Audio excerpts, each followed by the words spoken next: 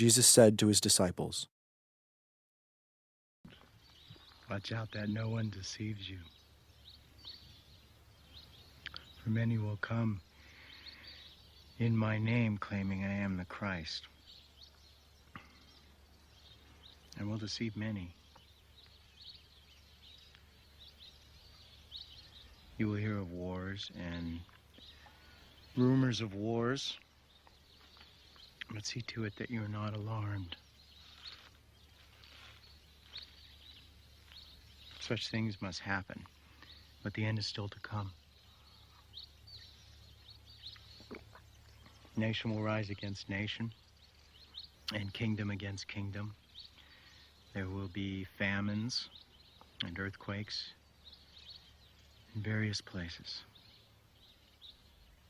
All these are the beginning of birth pains. Then you will be handed over to be persecuted and put to death. And you will be hated by all nations because of me.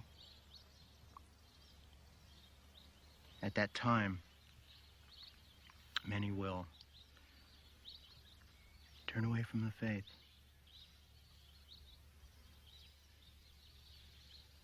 And will betray and hate each other.